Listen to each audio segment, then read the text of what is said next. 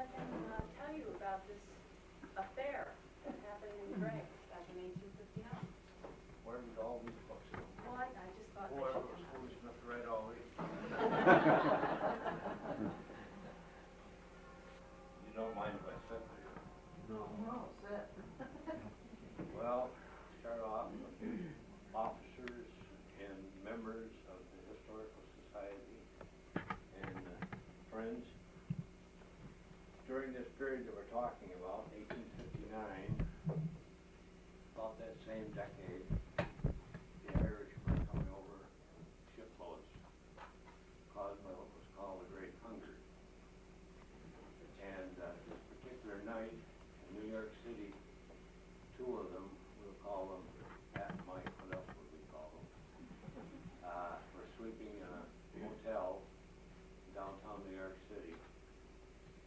And this tremendous noise came down the street. Two horse-drawn fire engines came down with sparks belching out of the steam engine and steam spewing out, and horses' hoofs, horseshoes on the pavement, and bells clanging, and Mike jumped up and ran over to the window, and Pat just lay there half awake and half asleep. But finally he roused himself and he said, "What was it, Pat?" Mike said, "They're moving hell, and two loads of it just went by." I'm not going to do any hell tonight or raise either one. But I would like to talk a little bit as to how I happened to get into this tragedy. I was researching for this book, and every little while in the newspapers and periodicals I'd run into something about this. And it got to be sort of a game, and eventually it got to be a game with some of my member friends of the Historical Club. One, when I was in Utica, at the public library, I was checking through the microchip machine, and I happened to look over, and there was a retired judge who was a Oneida County judge, and I happened to know, and we shook hands and we talked, and he said, I told him what I was doing, and he said, "Well, I was going to write something on that, but I got so busy, I couldn't do it." But he said, "You'll hear from me later." About 2 or 3 days later, I had a package with all of his microphones that he had researched, so that saved me quite a bit of work. And I got into the newspapers up in Watertown, Boonville, Lowville, you name it, and the publications, and I kept working at them, and I was being challenged by another retired judge who I understand later became a president of one of his local historical societies. And he kept sending me some of the things that he had resurrected. And he wanted me to keep on going with this. And now today, I'm kind of embarrassed because when I talk to him, I always address him as Your Honor. And today, no, I don't know whether to say Your Honor, Mr. President, or Mr. President, Your Honor. But there was another George, a younger George, who kept pushing me, and he keeps sending me articles that he dug up, and he'd also sent me a picture one time of myself sitting at a desk with a typewriter, and another picture with John Burroughs sitting there with a big white beard and a quill pen. And he had on that Joe in another age. I noticed that John Burroughs probably didn't have any acquaintance with Al. I don't believe they resurrected Al Heimer by that time. Today, though, he's around and working pretty good. And that's why I carry this, so I can circumvent him. So if you'll excuse me from time to time, I'll be checking this.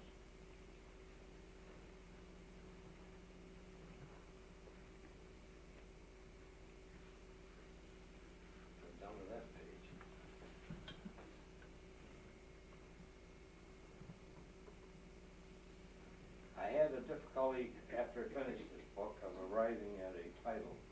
And it got in my mind and it stuck there and stuck there. And all of a sudden one night I woke up and I said, that's it.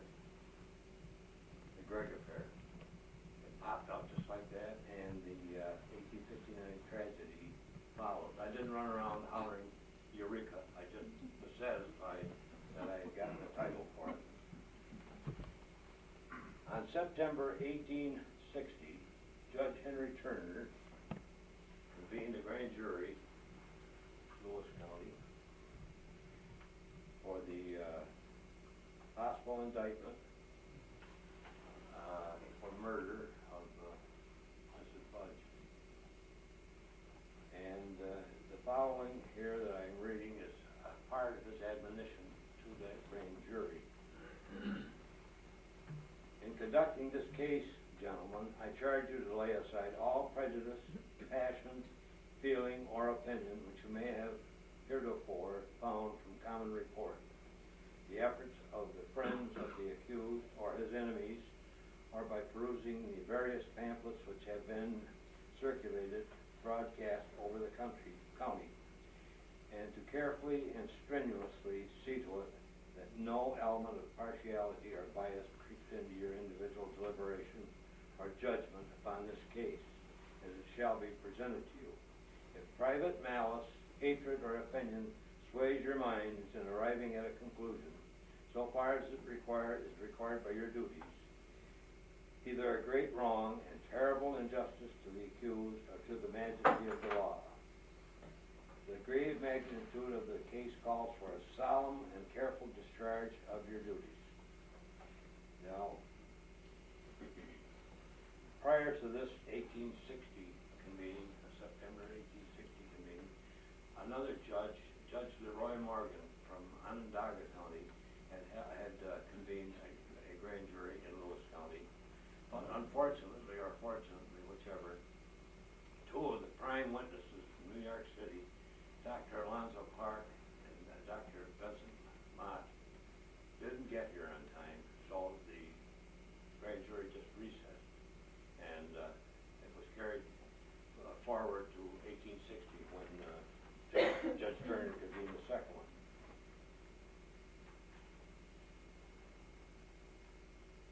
In spite of Judge Turner's admonition, a great deal of hell was raised all the way from New York City, through Albany, through Rome, through Utica, through Herkimer, through Jefferson County, through Lowville, through Greig, through Lyons Falls, and especially through my old hometown, Fort Lyden. Because that apparently was where while there had been sides had been taken, there was where the meetings were being held and the snowballs were being made to fire at one another, and the night councils were being held. So Fort Lyden figured quite eminently in this. And besides this, there was at that time a rather fierce religious war going on in Fort Lyden.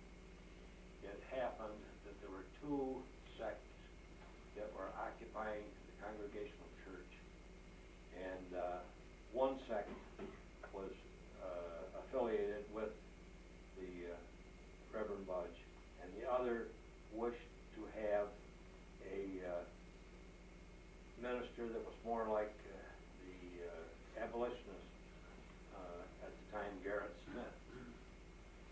So that didn't work out too well. And along with that, the commissioner for the school district was being accused of passing out literature. I guess I can't find it. And, no.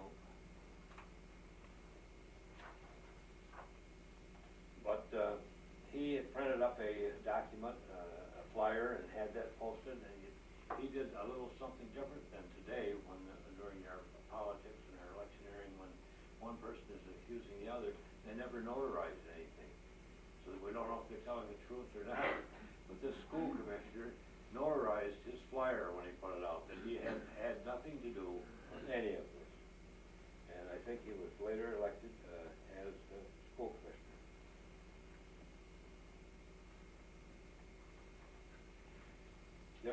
There was an inquest the very day that the suicide or murder occurred, or the next morning. Then everything was held to be all right, but as it was said, the word got around, and gossip got around, and slander got around, and first thing you knew, they had to have a second inquest. One of the participants in this issue had apparently written what was called a most mournful ballad. This was read, believe it or not, on a packet boat to the customers on the boat coming up from Albany to Utica. And this was scattered around. It was a 60-line doggerel, which was kind of horrendous, and it accused the husband of the murder. And the more that this got going, the more the murder became a thing of for action. And the husband was eventually indicted, as I say, for murder. But prior to this, there was the second inquest, which was sort of unheard of. But there was a second inquest, and at that inquest, he was charged with murder and then indicted by the grand jury. But while between the indictments, there was a trial in Utica called habeas corpus produced the body, in which Justice Bacon of Oneida County held sway, and he released the prisoner, and that was over with. Now,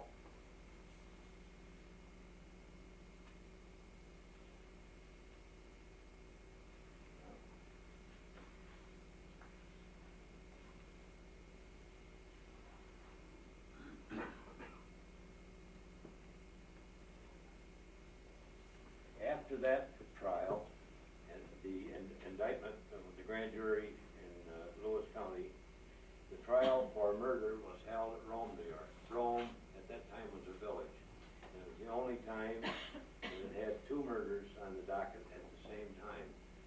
This one for Mr. Budge, and one for a man in Utica who had killed a young lady.